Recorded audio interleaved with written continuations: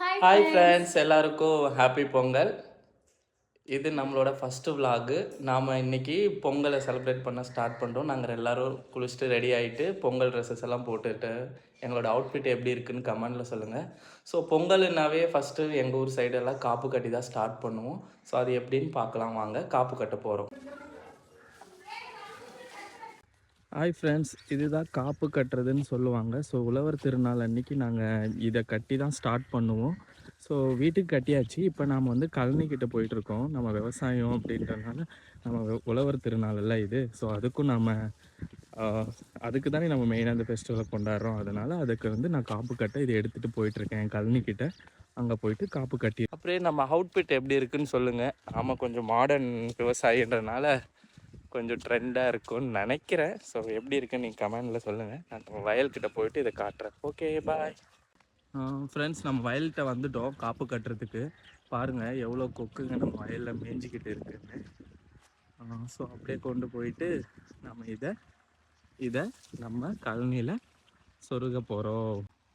So அப்புறம் வயலுக்கு வந்துட்டோம். இதுதான் நம்மளோட வயல். ஸோ தண்ணி பாஞ்சிட்ருக்கு. இப்போ நாம் உழவர் திருநாளுக்கு காப்பு நம்ம வயலில் கட்ட போகிறோம்.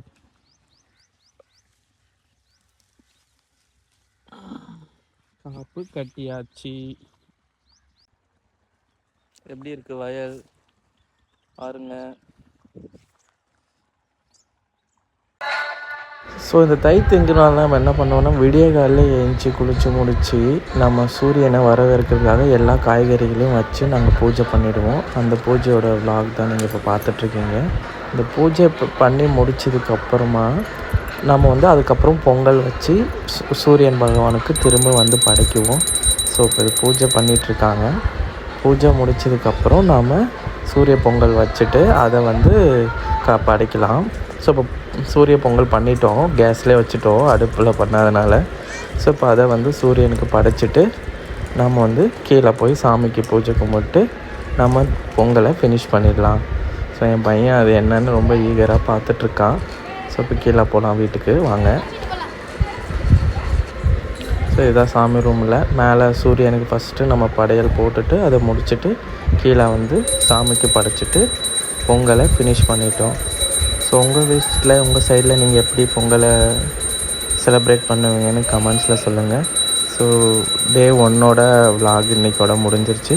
டே 2 நாளைக்கு மாட்டு பொங்கல். அது எங்கள் ஊரில் டிஃப்ரெண்ட்டாக செலிப்ரேட் பண்ணுவாங்க. அதோட விலாகை நாளைக்கு நான் அப்லோட் பண்ணுறேன். பாய், டேக் கேர்.